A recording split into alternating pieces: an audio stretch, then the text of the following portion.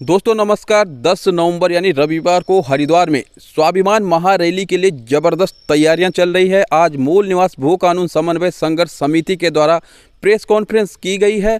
मूल निवास भू कानून समन्वय संघर्ष समिति के संयोजक मोहित डिमरी ने स्वाभिमान महारैली से संबंधित कई सारी जानकारियां दी हैं। उन्होंने कई सारे प्रभावशाली व्यक्तियों और संगठनों का नाम लिया है जो मूल निवास भू कानून समन्वय संघर्ष समिति को अपना समर्थन दे रहे हैं। स्वाभिमान महारैली हरिद्वार में एक बार फिर से भारी संख्या में उत्तराखंड के कोने कोनों से लोगों के आने की उम्मीद जताई जा रही है और देखना होगा कि किस प्रकार से स्वाभिमान महारैली हरिद्वार के परिणाम निकलते हैं और जिन मांगों को लेकर के लगातार आवाज़ उठाई जा रही है, जिस प्रकार से लगातार मूल निवास भू कानून समन्वय संघर्ष समिति के बैनर तले स्वाभिमान महारैलियां होती आई हैं, तो हरिद्वार में स्वाभिमान महारैली किस प्रकार से होती है, किस प्रकार से तैयारियां चल रही हैं, इसके संबंध में मूल निवास भू कानून समन्वय संघर्ष समिति के संयोजक मोहित डिमरी ने क्या कुछ जानकारियाँ दी हैं, पत्रकारों के सवालों के जवाब में क्या कुछ कहा है, आप इस वीडियो में विस्तार से जानिए और सुनिए। वीडियो को लाइक कीजिएगा, शेयर कीजिएगा, कमेंट करके अपने विचार अवश्य रखिएगा और यदि अभी तक चैनल को सब्सक्राइब नहीं किया है तो चैनल को सब्सक्राइब भी अवश्य कीजिएगा। क्या तैयारियां हैं और क्या सवाल हैं, क्या जवाब है मोहित डिमरी के, आइए सुनते हैं। हमारे उत्तराखंड के लिए, हमारे उत्तराखंड में हरिद्वार का एक अलग ही महत्व है, इसकी एक अलग पहचान है और ये संघर्ष चल रहा है मूल निवास और भू कानून का। इस संघर्ष में हरिद्वार की जो भूमिका है वो महत्वपूर्ण होने जा रही है। इस आंदोलन को तमाम हमारे संत समाज ने, हमारे किसान भाइयों ने, हमारे पूर्व सैनिकों ने, हमारे व्यापारी भाइयों ने और तमाम सामाजिक और राजनीतिक दलों ने सपोर्ट किया है और इस बात की मुझे बहुत खुशी है। पहली बार हरिद्वार में इतना भारी जन समर्थन हमें यहाँ पर मिल रहा है। हर बार एक बात हमेशा से सामने आती रही है इस मूवमेंट को लेकर, कई षड्यंत्र इस तरह से होते रहे हैं जिसको एक तरह से पहाड़ और मैदान के बीच खाई जो बनाने की कोशिश की जा रही थी। तो आज आप देख सकते हैं उत्तराखंडियत यहाँ पे आपको नजर आ रही होगी। ये लड़ाई एक तरह से नारसन गुरुकुल में रहने वाला जो यहाँ का मूल निवासी है और जो सुदूरवर्ती क्षेत्र बैजनाथ के माड़ा में रहने वाला जो व्यक्ति है उस सब की लड़ाई है।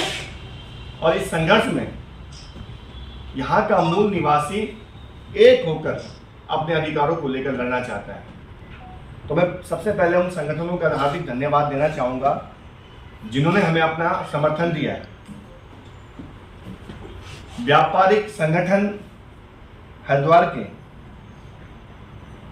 व्यापार मंडल सहित तमाम उनके जो सहयोगी संगठन हैं उन्होंने हमें इसमें समर्थन दिया है।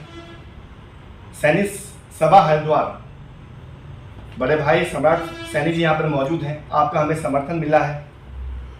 हमारे बीच में निरंजनी अखाड़ा के महंत स्वामी ललितानंद गिरी महाराज जी, निरंजन अखाड़ा के महामंडलेश्वर स्वामी ललितानंद महाराज जी यहाँ पर मौजूद हैं, आपका इस आंदोलन को समर्थन मिला है। इसके साथ ही साथ रोड धर्मशाला के हमारे अध्यक्ष सेवाराम जी का समर्थन मिला है। पंडित कपिल शर्मा जौनसारी जी हैं, मनीष थपलियाल जी हैं, आपका इस आंदोलन को समर्थन मिला है। किसान मजदूर संगठन सोसाइटी के अध्यक्ष महक सिंह एडवोकेट और भारतीय किसान यूनियन के अध्यक्ष पदम सिंह रोड जी का समर्थन हमें इस आंदोलन में मिला है। इसके साथ ही साथ राज्य आंदोलनकारी संगठन, पूर्व कर्मचारी संगठन, सिडकुल ट्रांसपोर्ट एसोसिएशन, पर्वतीय बंधु समाज समिति, पहाड़ी महासभा, राज्य आंदोलनकारी संगठन, श्री गंगा सभा हरिद्वार के साथ ही अन्य कई संगठनों ने इस आंदोलन को सपोर्ट किया है। यहाँ पर हरिद्वार के हर एक मूल निवासी ने इस आंदोलन को सपोर्ट किया है। इसके लिए मैं तमाम संगठनों का बहुत बहुत धन्यवाद देना चाहूँगा। डिमरी जी डिमरी जी डिमरी जी राज्य को लेकर आप भू कानून की बात कर रहे हैं, साथ में क्या आंदोलन करने जा रहे हैं 10 तारीख को? देखिए 10 नवंबर को हरिद्वार में मूल निवास 1950 और मजबूत भू कानून को लेकर एक महारैली का आयोजन किया जा रहा है। और इस महारैली को तमाम सामाजिक संगठनों ने, हमारे व्यापार मंडल ने, हमारे संत समाज ने, सैनी महासभा ने और पहाड़ी महासभा ने, पर्वतीय बंधु समाज ने, बहुत सारे पूर्व सैनिक, हमारे पूर्व कर्मचारी हैं, आंदोलनकारी हैं, तमाम संगठनों ने इस मूवमेंट को सपोर्ट दिया है। और सबकी एक ही लड़ाई है कि हमें अपने राज्य में अपने अधिकारों को सुरक्षित करना है, अपने रिसोर्सेज को बचाना है।